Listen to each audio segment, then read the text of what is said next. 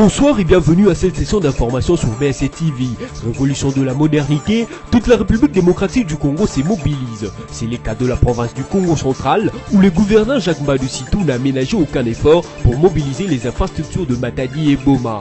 Et puis la communauté économique des États de l'Afrique australe a estimé que l'organisation des élections en République démocratique du Congo cette année ne serait pas possible. C'est au cours de son 37e sommet clôturé le dimanche 20 août à Pretoria que cette déclaration a été faite. Enfin, les léopards de la République démocratique du Congo ne participeront pas au Chan Kenya 2018.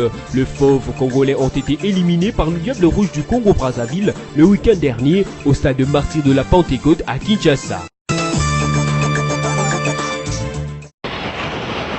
La République démocratique du Congo change, elle se modernise à tout point de vue. Si à Kinshasa les immeubles poussent comme des champignons afin que la capitale retrouve sa belle robe d'antan, les provinces ne sont pas en reste. Dans le Congo central, au-delà de la route nationale numéro 1, voie d'accès dans la province qui se réhabilite, se construit et se modernise, les villes de la province aussi revêtent la modernité. À Matadi comme à Boma, l'on ne parle plus qu'en termes de réhabilitation, de construction, d'asphaltage et de la modernisation.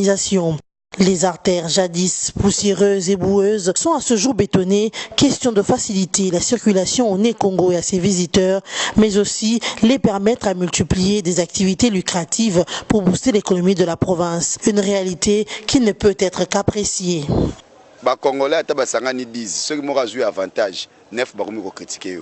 Ceux qui ont eu 9 ont tiré 8, ils ont place 8 ont critiqué. Si aussi ça veut dire critiquer Tamboli.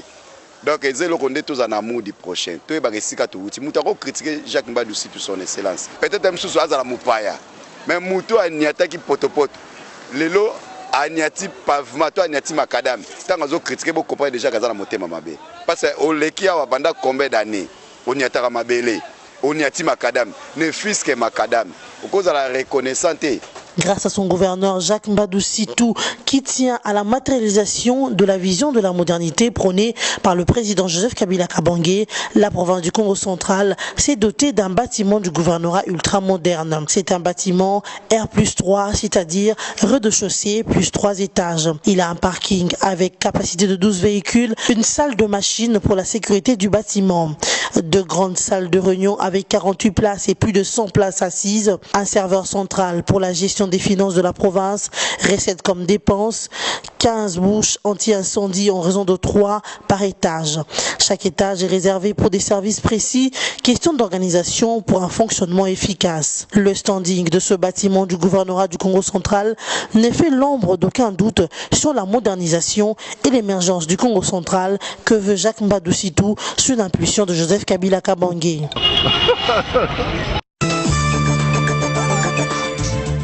À Boma, il existe la première cathédrale de l'Afrique centrale construite en 1890. Boma est donc la porte de l'évangélisation en RDC, la première résidence et le premier bureau du premier gouverneur général de l'État indépendant du Congo, le premier camp militaire où l'on achetait les esclaves, les 2 premières voitures qui ont roulé en RDC appartenant à l'Allemand Fischer et son épouse, et aussi le fabuleux baobab de Stanley.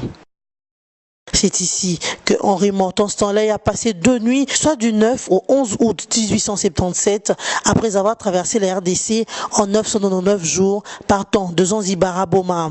C'est donc le 11 août 1877 à midi que Stanley a pris la route pour Cabinda en Angola. C'est par le creux de ce baobab que vous voyez au-dessus que Stanley a accédé dans l'arbre. Mais avec les années qui passent, l'arbre prend de la hauteur. Les gestionnaires de ce site touristique ont créé une entrée pour permettre l'accès aux visiteurs. Ces baobabs, dit de Stanley, à 700 ans d'existence et 19,85 mètres de surface. Dans la ville de Boma, il existe aussi un marché dit marché Fischer, situé près du fleuve Congo. Ici, on trouve différents poissons de toutes les grandeurs, mais aussi plusieurs sortes de viande. Il attend d'être modernisé comme l'a promis le gouverneur Jacques Mbadu Sitou, qui au départ a facilité l'accès dans ce marché, comme le confirme la fille de la défunte chef du marché, Madame Kakoulé. En tout cas, biso ça na problème ité. Batinyo so bayaka bakota kana bopete. Surtout bana papa gouverneur bon se biso balabala oyo. taxi comme facile, moto facile, tonyo comme lisusu te. Liboso tozaki ko nyokwa. Pose à taxi on affiché ba osengo ba double. Mais lelo en tout cas, mutu to azokota na bopete, bana pa gouverner bon c'est balabala o. Avec tous les vestiges historiques que regorge la ville de Boma dans le Congo central, il y a de quoi que ses habitants se surnomment Banaboma pas deux, comme pour dire il n'y a pas un deuxième peuple comme les Bomatraciens. La communauté de développement d'Afrique australe, SADC en sigle, a noté au cours de son 37e sommet de clôture ce dimanche 20 août 2017 qu'il ne serait pas possible d'organiser les élections en République démocratique du Congo en décembre 2017. Ce, en raison d'un certain nombre de défis à relever sans plus de détails. 15 chefs d'État membres de la SADC ont pris part à cette rencontre qui a eu lieu du 10 au 20 août à Pretoria en Afrique du Sud. La RDC y a été représentée par son premier ministre Bruno Tshibala. Il s'est de noter que cette réunion a eu pour thème les partenariats entre le secteur privé et le développement industriel. Par ailleurs, les participants à ce sommet ont aussi approuvé la nomination d'un envoyé spécial en République démocratique du Congo qui aura pour mission principale le suivi du processus électoral. Selon les présidents de l'Afrique du Sud, Jacob Zuma, les consultations visant à finaliser cette question sont en cours. Il a fait aussi savoir qu'il a été instamment demandé à la CENI de présenter les calendriers électoraux révisés. Le chef d'État et de gouvernement ont réitéré leur volonté collective de promouvoir la paix et la stabilité en République démocratique du Congo. Le Front congolais et les finances publiques sont sortis de leur zone de turbulence. L'assurance a été donnée samedi dernier par les ministres des Finances Henri Avmoulang et le gouverneur de la Banque centrale Deogracias Mutombo qui avait co-animé une conférence de presse au ministère des Finances. Au cours de cette rencontre avec la presse, l'Argentine nationale est revenue sur les causes de la brusque dépréciation de la monnaie nationale causée par les chocs exogènes de la crise financière internationale couplée de l'extraversion et la non-diversification de l'économie nationale, facteurs auxquels il faut ajouter l'attentisme des opérateurs économiques. Ces facteurs ont ainsi eu un impact sur les finances et l'économie nationale, poussant les gouvernements à réviser à la baisse les budgets 2016. Mais malgré cela, le gouvernement devait faire face en 2016 à une baisse drastique des recettes publiques et à la pression des dépenses contraignantes. Conséquence directe, l'inadéquation entre les ressources internes et les dépenses restait constante, voire en hausse. Le gouvernement s'est alors imposé une nouvelle discipline dans le but d'atteindre l'objectif zéro déficit ou le plus réduit possible. Plus tard, le gouvernement s'est vu obligé de suspendre certains paiements comme les salaires avant de les échelonner afin d'éviter de déverser une importante masse monétaire sur les marchés. Pour compléter son arsenal des mesures précautions, l'exécutif national prendra sous la coordination personnelle du chef de l'État un train de mesures telles qu'énumérées par Henri Yave. Elle porte notamment sur la suppression des taxes illégales, des frais administratifs d'intervention diverses exigés par différents services au poste frontalier ou ailleurs sur le territoire national, des points de contrôle sur les routes et les voies navigables, l'assainissement des aires de dédouanement, l'intégration de toute la parafiscalité et autres revenus des prestataires en un taux unique, la stricte application du décret fixant en 4 ans le nombre de services autorisés à opérer aux frontières, la lutte contre la fraude, la contrebande, l'évasion fiscale, le renforcement des sanctions administratives et des poursuites judiciaires contre les agents de l'État, indélicats et les opérateurs économiques véreux, la mise en place d'une stratégie de promotion des exportations agricoles et des produits de l'industrie locale. Les services prendront les dispositions pour mettre à votre disposition, les documents qui reprend tout cet arsenal de mesures. Dans la même série de mesures, il y a lieu de citer aussi la construction des plateformes logistiques dans tous les postes douaniers, l'accélération de l'informatisation et l'interconnexion des services des régies financières, dont l'inauguration du serveur installé dans les data centers de l'immeuble du gouvernement aura lieu prochainement dans la perspective de la mise en place de la chaîne des recettes. À ce train de mesures, il faut ajouter des chantiers d'importance portant sur la réforme du système fiscal congolais à travers un forum national projeté pour septembre prochain et la relance de la production agricole et de l'agro-industrie. Par ces mesures donc, les ministres des Finances rassurent les Congolais quant à des lendemains meilleurs grâce à la détermination et l'engagement du gouvernement. Je voudrais rassurer notre population de la détermination du gouvernement de l'Union nationale à faire face sous le leadership de son Excellence Monsieur le Président de la République, à tout mettre en œuvre pour stabiliser la monnaie nationale, préalable à la relance de l'économie de notre pays. Clôture de l'atelier d'évaluation de la feuille de route pluriannuelle du Fonds de promotion de l'industrie FPI le samedi 19 août 2017 à Kinshasa. Patrice Kitebi, directeur général du FPI, a avant la clôture solennelle de cet atelier remercié les participants qui ont travaillé pendant 3 jours d'affilée. La feuille de route pluriannuelle avait 6 thématiques, à savoir la gouvernance et réforme des institutions, les questions éthiques, la mobilisation des recettes et recouvrement des prêts, l'évaluation de projets et couverture des risques, ainsi que les perspectives. Le patron de l'industrie congolaise a fait savoir que 84% de ce qui a été décidé pour ces thématiques sont déjà prêts, avant d'ajouter que 14% doivent encore être recouverts d'ici fin de l'année. Patrice Kitebi a aussi annoncé que les recettes de son institution ont augmenté, mais les taux d'exécution restent trop bas et situés à 50%. Il a à cet effet invité tous les personnels du FPI à travailler avec engagement et passion afin d'augmenter ces taux d'exécution d'ici la fin de l'année 2017. Les DG du FPI a aussi annoncé que, dans le domaine d'investissement du PM et PMI, la priorité doit être accordée aux startups, notamment la jeunesse. Conformément à l'appel du chef de l'État à investir dans la jeunesse, Patrice Kitebi a expliqué que dans ce domaine, son institution employera dans la pisciculture à Kinshasa et dans les 2 provinces du Kivu. Le Fonds pour la promotion de l'industrie a aussi décidé de renforcer sa politique de décaissement de fonds alloués au soutien des entreprises. En tant que banque d'investissement industriel pour redresser l'économie congolaise, le FPI appuie les grandes et petites entreprises, les institutions financières et publiques, mais aussi les start-up. Élu depuis le week-end dernier à la tête de l'église du Christ au Congo, le pasteur André Bokundoa est originaire de la province de la Mongala. Il a fait ses études secondaires en biologie-chimie avant d'embrasser à Kinshasa les études universitaires de théologie à l'université protestante au Congo. André Bokundoa décroche peu après sa licence en théologie avec la mention distinction.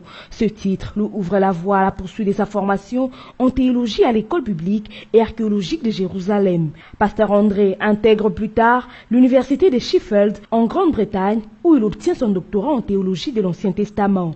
Il est ainsi depuis 2014 professeur ordinaire et chef du département de l'Ancien Testament à la faculté de théologie à l'UPC.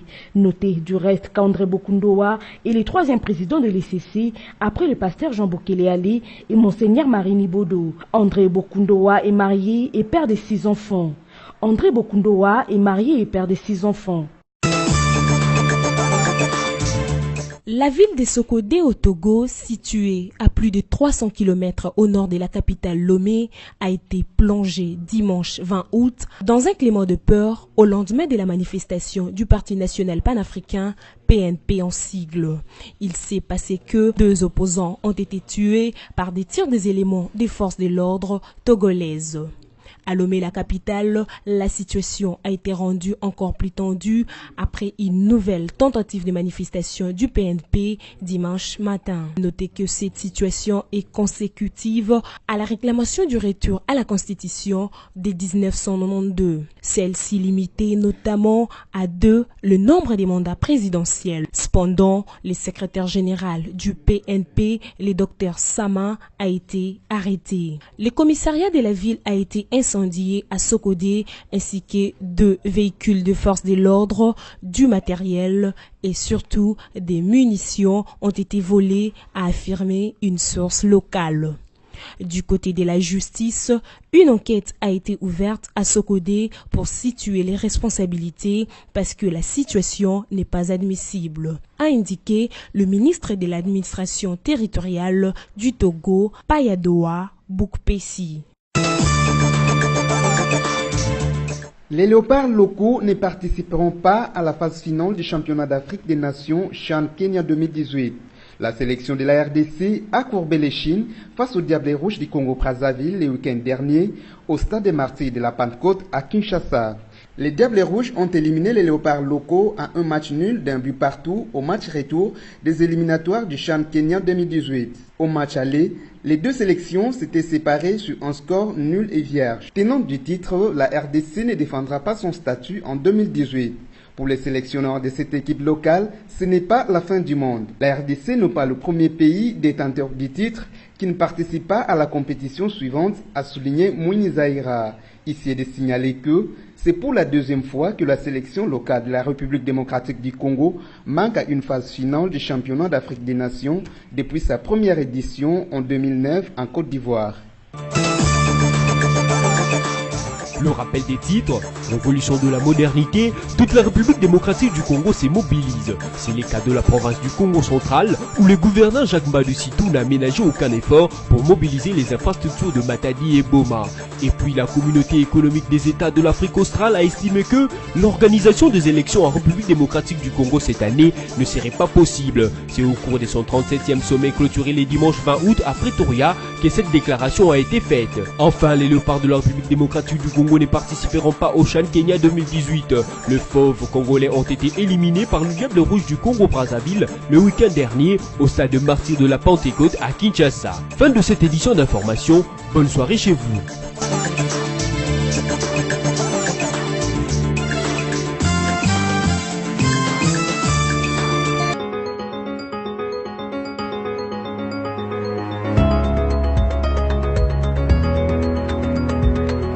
Mesdames, Messieurs, bienvenue à la lecture des journaux parus en ligne ce lundi 21 août, sélectionnés et résumés pour vous sur BCTV. Ouvrons cette revue de presse avec CongoVirtuel.net qui titre à sa une « La Senco s'engage officiellement contre Kabila à Chantilly ». Ayant pris le relais de Genval en Belgique, Chantilly en France vient de regrouper des activistes dits de la société civile, dont la Senco, pour un plan d'action politique pour renverser Kabila au profit d'une transition citoyenne. Si à Genval, les lobbies politico-affairistes occidentaux ont agi autour de Moïse Katumbi, à Chantilly, l'étalage se monte autour du syndicat d'Okolo. Autour d'eux, des acteurs traditionnels de l'insurrection en RDC, l'Open Society Foundation de George Soros, coachant le FIDH et Human Rights Watch, mais aussi Yanamar du Sénégal. Pas besoin de se faire un dessin pour comprendre ce qui s'est passé cette semaine finissante dans un hôtel cousu, l'hôtel Dolls, situé au cœur de la forêt de Chantilly, dans la région parisienne, où des associations et des mouvements dits citoyens ont été réunis pour constituer ce qu'en Genval, en Belgique, des lobbies occidentaux ont perpétré avec, cette fois-là, des partis et regroupements politiques. Les encablures de temps, les acteurs et les agendas se croisent tellement qu'on croirait à des copier-coller. Côté congolais, l'on ne peut pas ne pas épingler la présence de la Senco qui, cette fois-ci, n'aura aucun prétexte pour se défiler devant ce nouvel engagement. Déjà présente à l'île des Gorées, les catholiques s'en étaient retirés au motif que les objectifs y poursuivis ne correspondaient pas avec l'objet mentionné dans les invitations. Mais à la cité de l'Union africaine à Kinshasa, la Senco s'était également délinée sous prétexte de faire le deuil des victimes des manifestations de septembre 2016 avant de se retrouver à l'imiter au conclave du Rassor. Aujourd'hui donc, l'Église catholique a officiellement quitté le milieu du village pour s'afficher tout aussi officiellement comme protagoniste dans l'arène politique congolaise. Les masques sont donc tombés. Poursuivons cette revue de presse avec Forum des As qui écrit « Affermissement du franc congolais sur les marchés d'échange ». Henri Yavmoulang et Théo Moutom rassurent. Autant l'Hirondelle annonce le printemps, autant Henri Yavmoulang ne parle au nom du gouvernement que quand le pays traverse une situation particulière. Et le contexte économique actuel de la RDC en est un. Voilà pourquoi le ministre des Finances a fait le point de la santé actuelle du franc congolais. C'était au cours d'une conférence de presse qu'il a co-animé avec les gouverneurs de la Banque centrale du Congo le week-end dernier dans son cabinet. C'est donc un Henri Yav qui s'est privé d'heures de loisirs pour se concentrer sur une matière qui procède de la survie même de l'économie nationale. Alors que le pays entier attendait les go du derby Léopard Diablé Rouge, l'argentier RD congolais et Deogracias Mutombo réunissaient un parterre des professionnels des médias pour parler franc-congolais. Il n'y aura plus de dépréciation du franc congolais. Le gouvernement s'est engagé à tout mettre en œuvre pour stabiliser les fonds congolais. Ce, au travers d'une série de mesures en faveur de la mobilisation des recettes internes et de la relance de la production nationale, a rassuré le ministre des Finances. Bouclons cette revue de presse avec le site okapi.net qui titre RDC, le trésor public a perdu plus d'$1 milliard en 2016, dénonce la Likoko. Le trésor public de la RDC a perdu plus d'$1 milliard américains en 2016, a dénoncé la Ligue congolaise de lutte contre la corruption Likoko. Dans sa correspondance adressée le 11 août au Conseil supérieur de la magistrature et parvenue dimanche 20 août à Radio Okapi, elle indique que ce manque à gagner est enregistré faute des paiements d'impôts par plusieurs entreprises privées basées sur le sol congolais pour la seule année 2016. Dans sa correspondance, la Likoko note que depuis plusieurs années, environ 200 sociétés privées basées en RDC recourent au service des juges, des cours et tribunaux de la RDC afin de prendre des jugements avant de dire droit pour bloquer les paiements des taxes et impôts de l'État. La Likoko exige qu'une commission mixte justice, finance, régie financière et le Conseil supérieur de la magistrature soient rapidement mis en place pour élucider cette affaire. Fin de cette revue de presse et merci de l'avoir suivi.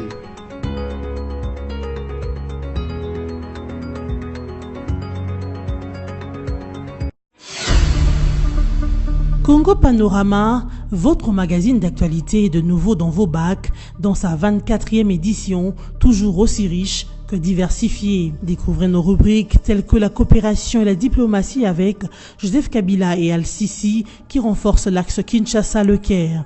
La CIRGL fait bloc avec Kinshasa contre le terrorisme et les groupes armés. Économie et finances, le FPI cimente son partenariat avec la FEC. Henri Avmoulang stimule les opérateurs économiques de l'Est. Société, premières opérations à cœur ouvert réussies à Kinshasa. Sonas, Carole Aguito loue les efforts du personnel féminin. Congo Panorama, c'est surtout la une. Kabila pacifie le Kasaï. Votre magazine revient sur toute la tournée du chef de l'État dans le Kasaï pour la consolidation de la paix et le reconfort des populations éplorées. Découvrez également notre dossier élections. Élections, c'est parti. Ou encore les avis encourageants de l'OIF sur la CENI. Kabila, droit dans ses bottes. Infrastructure, la voirie de Kinshasa en pleine cure de réhabilitation avec l'OVD qui fluidifie la circulation et la CGT à fond sur les grands axes. En politique, élections apaisées, le garant s'est assumé. Joseph Kabila, les élections auront bel et bien lieu. Enfin, l'éditorial de Congo Panorama 24 avec Yvo Ramazani. Il a palpé. L'éditorialiste revisite le parcours pacificateur du président de la République et constate qu'à chaque menace contre la paix, il s'est toujours rendu à la rencontre des populations pour écouter et apporter des solutions. Et la situation au Kasaï n'a pas fait exception. Congo Panorama, s'investir pour un Congo émergent. Congo Panorama, toute l'actualité à votre portée.